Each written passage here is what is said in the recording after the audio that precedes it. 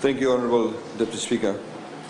Honourable Deputy Speaker, I rise to give Parliament an update on the nationwide implementation of digital television, but also in respect of the background to the spectrum reallocation that started actually in Fiji in 2011. Honourable Deputy Speaker, Government initiated spectrum management reforms and overhaul of the spectrum allocation practices in 2011, which included all spectrum that is assigned to telecommunications companies, broadcasters and other commercial users of spectrum, which of course included telephone and also radio. The reform, Honourable Deputy Speaker, was to address legacy issues such as the previous mismanagement of spectrum allocation, as well as to allow for spectrum to be freed up for redeployment towards emerging technologies. Honourable Deputy Speaker, the Department of Communication, with the assistance of the International Telecommunication Union and expert consultants, developed spectrum band plans that minimize spectrum wastage and encourage the use of innovative technologies. As we've said, a lot of people did not realize that spectrum is like limited real estate, which is assigned to each country. The result of this, Honourable Deputy Speaker, was the implementation of the new FM radio and television band plan in 2012, which amongst other benefits offered the following advantages: reduced spectrum interference, better quality of transmission, more space for new broadcasters both on a national and regional basis, and of course that freed up the space which introduced My TV, FBC TV, and of course better reception over radios, in particular, say for example, when you're travelling from Suva to the Western Division. The ability to also allocate spectrum for new technologies. Honourable Deputy Speaker, during the reform process it became evident there is a need for Fiji to consider migration to digital television, as it offers several advantages over analogue broadcasting, which is currently the case, except for Suva, Nosori and Lamy areas, and also in the west where we've started that. Which meant more efficient use of spectrum, allowing for more services to be redeployed. So currently we have, for example, an allocated TV station for the broadcast of parliamentary proceedings. Better quality of video and audio, and ability to broadcast in high definition, the ability to offer enhanced services such as the use of subtitles and electronic program guide, and lower cost of operation. All existing analog broadcasters could share one transmitter and offer multiple channels each. Previously, the whole idea of having one tower for each broadcaster became very efficient, much upfront cost in terms of getting the services up. But now through digital television, actually you get more channels but a lower upfront cost. Honourable Deputy Speaker, Government in 2013, in partnership with the ITU, finalised Fiji's first roadmap for the migration to digital television. The roadmap identified the most efficient manner for Fiji to implement the transition, which was through the establishment of a common infrastructure that could be used by all broadcasters, existing and new. Honourable Deputy Speaker, the justification for the use of common infrastructure was that this would considerably reduce capital and operational costs for all operators, and would no longer be required to maintain the individual infrastructure. All operators would have the same footprint and would compete for viewers purely through the strength of the programming, not essentially about how many towers they have. So the idea, as we did with the liberalization of the telecommunication sector, we need to ensure that people compete for services, service allocation, as opposed to the infrastructure cost. Honourable Deputy Speaker, the roadmap that was put in place meant that the justification of the use of common infrastructure, it would also mean that Fiji would deploy DVB-T compression, a second generation technology that offered many advantages over the new first generation DVB-T protocol. This also ensured Fiji adopted cutting edge, world-class technology and invested in a system that would be future-proof. Given the size of the Fijian television market, it was determined that this infrastructure would serve both free-to-air as well as pay TV operators, providing additional opportunities for competition in the pay TV market, as well as a means to assist the platform to become self-funding. Honourable Deputy Speaker, deploying conditional access on all channels, including those free-to-air, would also prevent piracy and protect intellectual property rights. A further benefit of a conditional access system would be to block off the use of grey market substandard STBs or set-top boxes that could be imported cheaply but fail to work in the decoding system, should upgrades to the platform be made. What this means in simple language, Honourable Deputy Speaker, is that consumers are protected from purchasing set-top boxes that are substandard and may not be manufactured to work correctly on what we call the wireless platform. Honourable Deputy Speaker, the provision of more choices of Fijians and better quality has been the driving motivation behind the government's determination to implement digital television. Walesi was established as a 100% government-owned company in 2015. Honourable Deputy Speaker, Walesi was set up to offer all service providers on the platform equal access and geographical reach. Competition in the sector would be significantly enhanced, and all Fijians would be able to access not only better quality picture, but also increased choices in content. Honourable Deputy Speaker, the separation of Walesi from any existing broadcaster operator in the sector, whether it's MyTV, FBC TV or Fiji TV, would enable a level playing field through which all other national free-to-air and pay-per-view broadcasters will be treated as tenants on the platform. Additionally, there would be opportunities for Walesi in the future to grow into a consolidated infrastructure company similar to Cordia in New Zealand. Mr. Speaker, Walesi could in the future expand services to include hosting all broadcast transmissions, which will not only include television, but also FM and linking services. The benefits of such a consolidation would enable economies of scale and provide all the national linking and transmission sites to be well served by utilities and connectivity. All broadcasters will not only enjoy enhanced reach and better technical support, but also reduce their high operating costs, especially in terms of maintaining sites that have poor or no utility service and connectivity.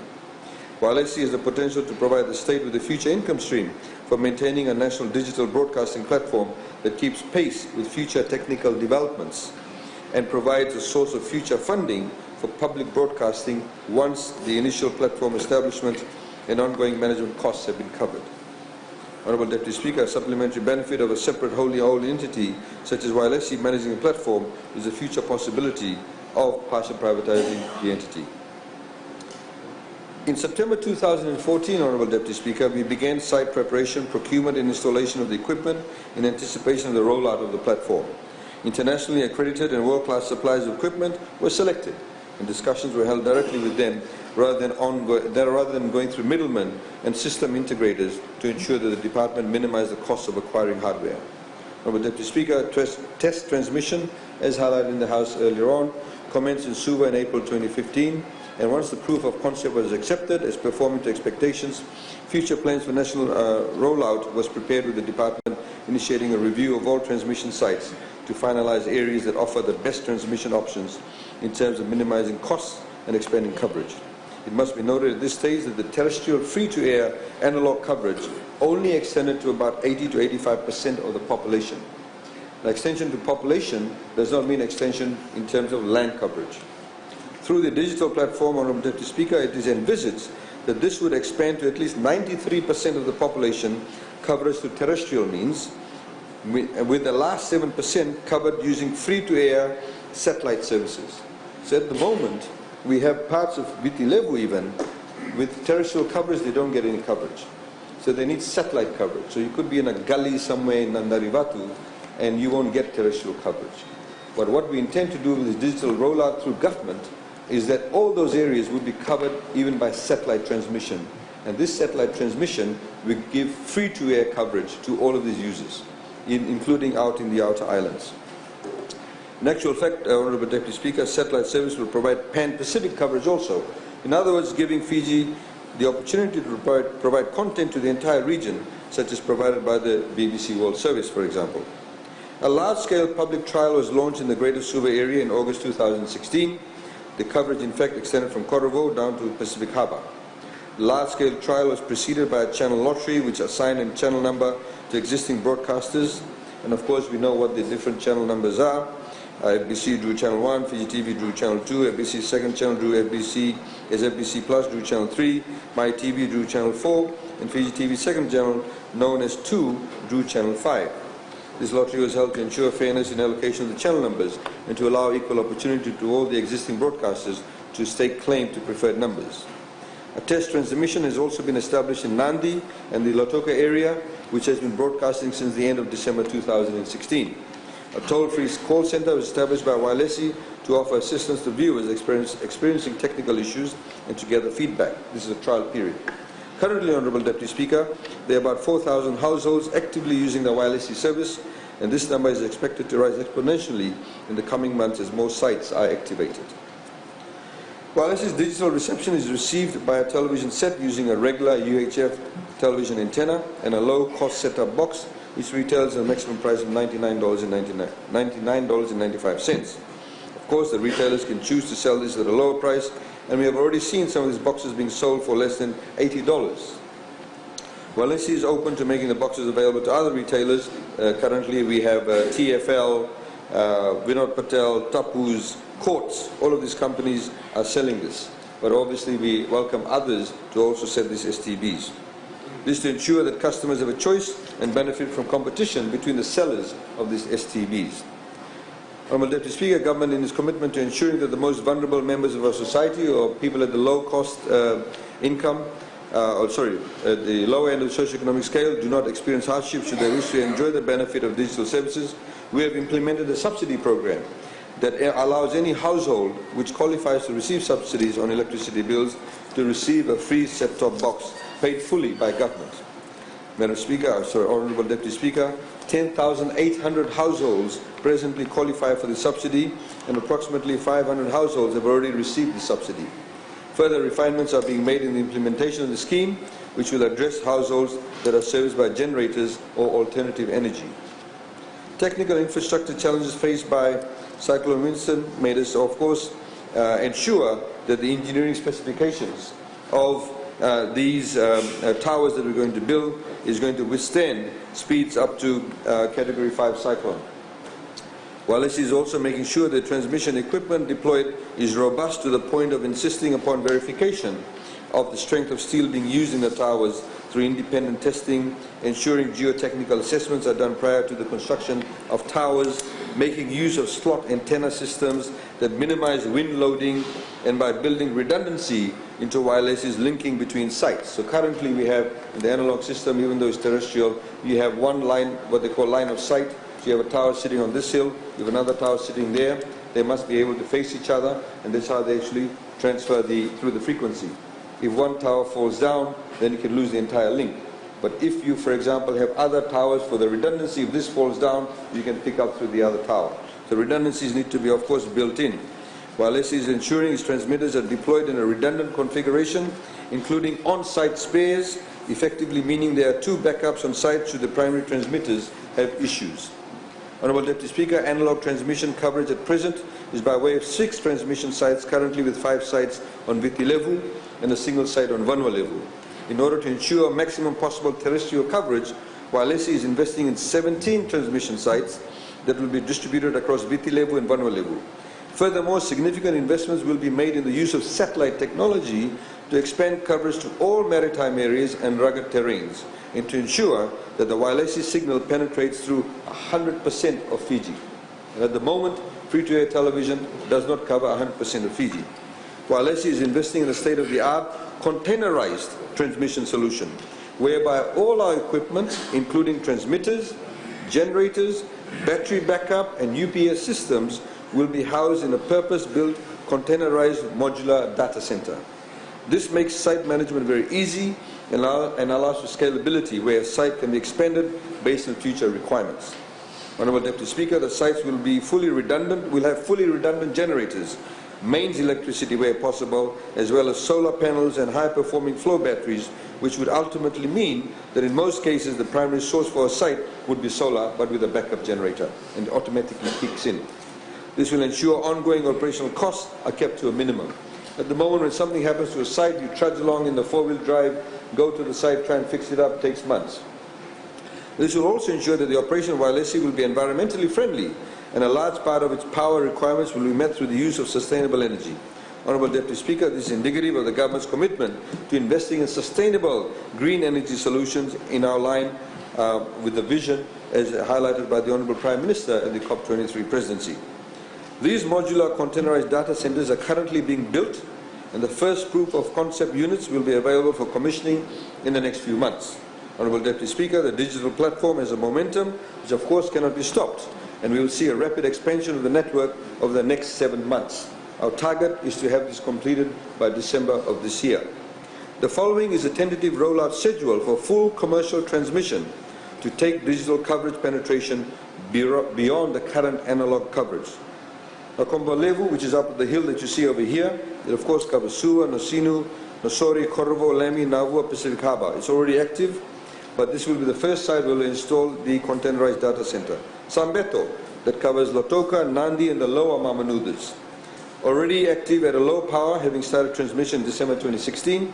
A full commissioned, full power site is expected to be deployed in August.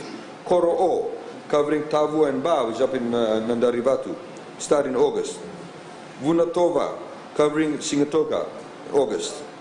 Uli Vuia, covering Nambualu and parts of Bua in September. Savusavu, covering the greater Savusavu area in September. Lololo, covering Ba and parts of Lautoka, will start in October. Rakiraki, covering the greater Rakiraki area in October. Mataiwai Levu, covering Boroto, Maduvani, and Vuni Vikavaloa, covering will start in December. Delaikoro, covering the greater Lambasa area, which will start in late December. As highlighted, Honourable Deputy Speaker, in addition to the terrestrial rollout, Wailesi will be rolling out a satellite service, which will be available by December or sooner if all tests go as planned. Honourable Deputy Speaker, this satellite service will give us coverage across the entire Fijian group, where services may then be either redistributed locally using smaller repeater sites, or the services can be picked up directly by a home using a IP, as the satellite services can deliver data as well as video. So this will ensure that people in those remote areas will suddenly be able to be leapfrogged into using of technology where currently they cannot even, for example, get telephone coverage, let alone television coverage. We have already, Honourable Deputy Speaker, started discussions with satellite operators and in the process of selecting a partner shortly. There will be no limit to sites that will be covered by the Wailesi free-to-air channels through the use of satellite. Even the remotest part of Fiji, such as Rotuma, Lau, Kandavu, interior of Namosi, interior of Nakasiri, Devai Ra will all have coverage and will be able to access at all free-to-air television stations for the first time in history, and they don't even have to pay a single cent for it. And currently, at the moment, we have 6 channels. 6 channels that we are being covered by the free-to-air television, which includes this Parliament proceedings being televised. Honourable Deputy Speaker, I'd like to reiterate that the satellite expansion of services would not only achieve universal coverage for broadcasters, but also provide the necessary infrastructure for the telecommunication services to fully penetrate rural and maritime areas that have proven to be quite challenging and expensive to connect via terrestrial means. Honourable Deputy Speaker, this further shows the government's commitment to bridging the digital divide by providing access to all Fijians to a full range of ICT services. Honourable Deputy Speaker, it is part of the plan of government to achieve one of the quickest and most ambitious analogue switch-off schedules ever seen. Switch off from analogue to digital. Early analogue switch-off will ensure that ongoing variable high operating costs for broadcasters will be replaced by a fixed monthly rental fee. This will give broadcasters certainty to plan and invest in programming instead of infrastructure.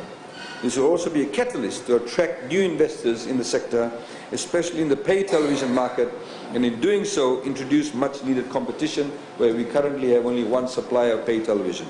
Honourable Deputy Speaker, it is expected that the digital switch-off will begin in December 2017 and be fully completed by July 2018. Most regional sites will be switched off within 6 months from the date they commence a commercial digital television service. In conclusion, Honourable Deputy Speaker, the analogue to digital migration has had its fair share of challenges, and the damage to our infrastructure during Winston further delayed our rollout plans, as Wailesi had to go back and revisit its designs to ensure that the infrastructure that was being built would be strong enough to withstand, but the very extreme suffer minimal damage during a cyclone with a magnitude such as Winston. Honourable Deputy Speaker, Wailesi has had to invest in creating its own support structure, from linking through to the provision of redundant power options to ensure Fijians have access to a high availability of digital broadcasting service.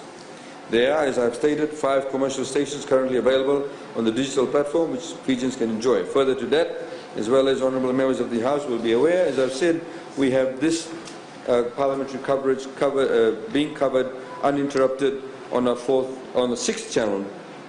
Honourable Deputy Speaker, I'd like to reiterate the free-to-air channels are free and will remain free of charge to all Fijians. But also a point that should be noted, Honourable Deputy Speaker, as we've highlighted in this House, the cost of all of this is not coming out from the budget. We started a few years ago, an Honourable Minister for Education was the Chair of Commerce Commission, where we charge a small fee, about 1 or 2 cents, for incoming international calls. And that fee has accumulated into a trust account, and we're using monies from that to be able to invest in this area that will give access to all Fijians in respect of setting up digital television services, which is not only digital television services, but also a door and window of opportunity to those remote areas into the ITC framework. Honourable Deputy Speaker, we are confident that once the platform is fully operational by end of December 2017, we'll attract national broadcasters, including new pay TV operators that will provide much needed competition and offer more choices to Fijians. We are fully committed to complementing and implementing this roadmap, which will actually be done by December of this year, and after that we'll have the analog switch off to digital television. Thank you, Honourable Deputy Speaker. Thank you, Honourable Minister. I now call on the Leader of Opposition or designate.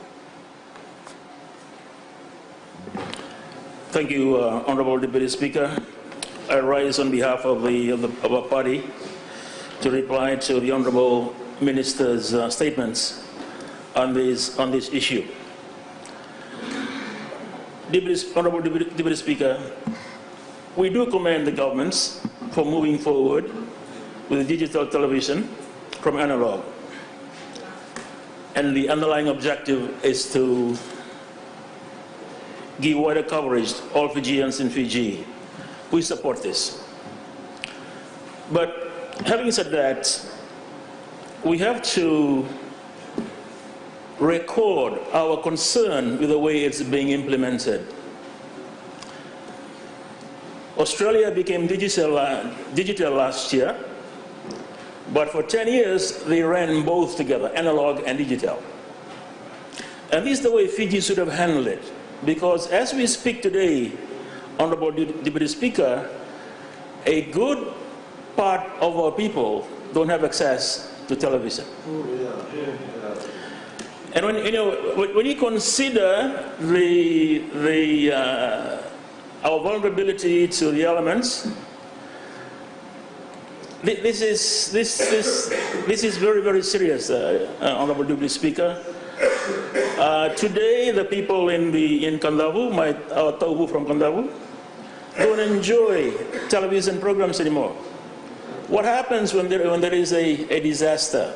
What about the warning that we, all of us, take for granted would come through the screens? It is shocking.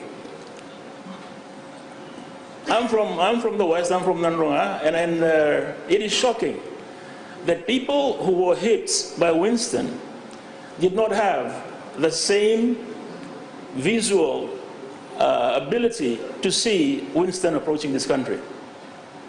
We have to ask the question, how did we warn them in Lau and Lomaviti? How did we warn them that Winston was coming? I mean, this is bordering on the criminal. I mean, it's a dereliction of duty on the part of FijiFirst to bring in this new phenomena. Granted that is happening all over the world, but neglecting the people. It should have been done properly. The analog and the digital should have run together until such time we were able to say, okay, we can switch off and go to digital in totality. Like I said, Australia took 10 years to do it. They took 10 years to do it. I mean, how can you sit here and say we are for the people when you know very well that what is happening here today, they cannot see? They cannot watch sports. They cannot even watch all the nonsense coming from the other side during these debates. I mean, Honourable Speaker, as I said, we have to go digital. You know, the USA is totally 100% now, but it has to be handled with care. And this is the legacy of FijiFirst. Big promises, all these brilliant ideas, but when it comes to execution, zero. Execution is very, very poor with this government. And I believe the people of Fiji will soon make up your mind about that next year.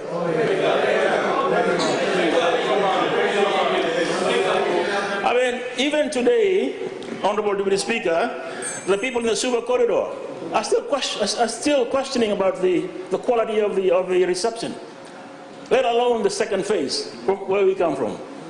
And you know, on the spectrum, Honorable Deputy Speaker, Fiji, a country of 900,000 people, we have 3 television stations.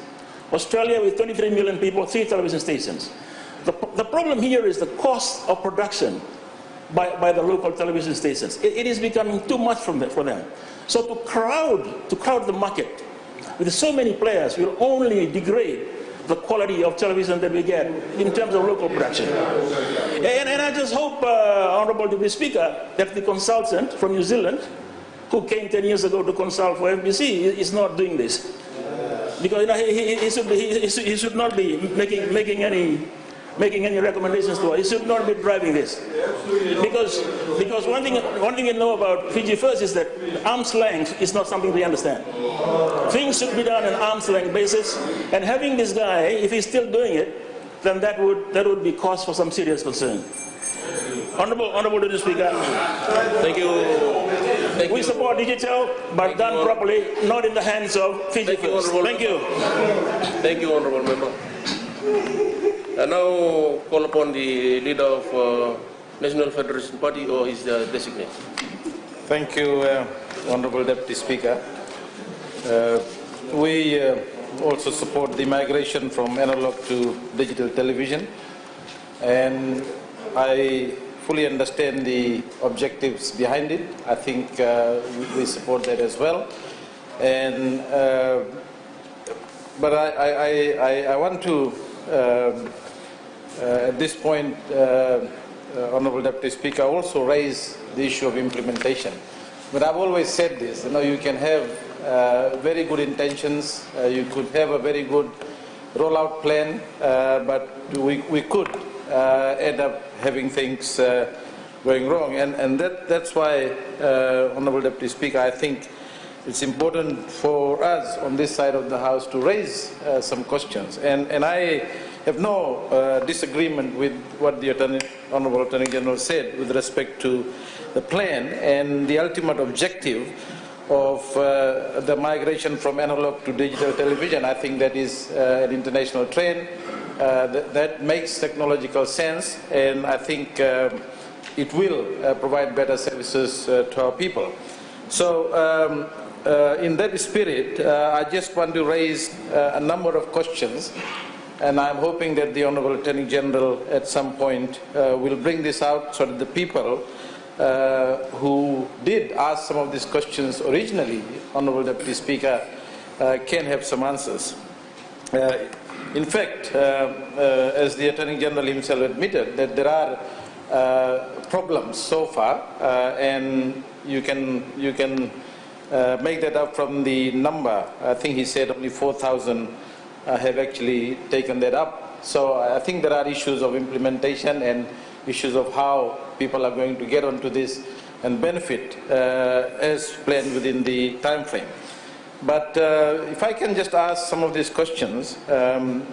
First one, you know, since FBC is managing Fiji's digital TV and we have no problems, project overseen by the Department of Communication.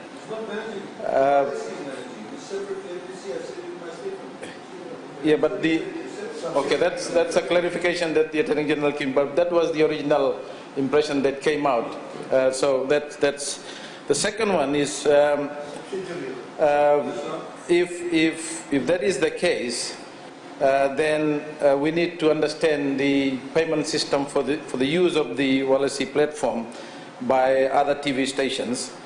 And also, as you quite rightly pointed out, that there could be other players coming into the system.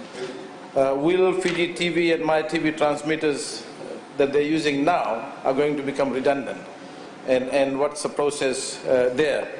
The other question that I have, and some people have asked this as well, is if, I mean, you've alluded to some of those, but in the event that the Wallasey tower goes offline, What sort of backup will be there? Are we looking at the technological backup there?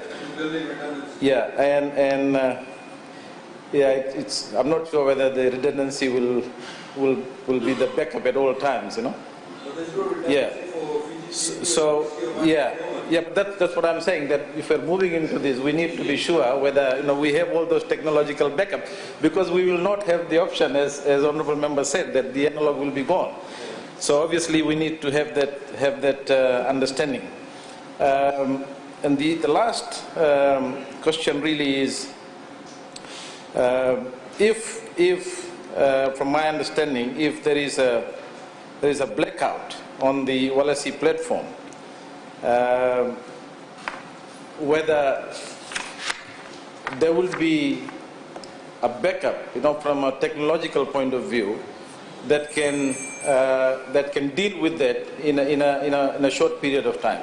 So these are, Honourable Deputy Speaker, questions that I would like to raise as part of this rollout plan, and perhaps the government needs to look at this carefully and bring out more in public so that people actually understand the whole rollout plan and how it's going to be implemented and where and how they can benefit without having any difficulty. Thank you, Honourable Deputy Speaker.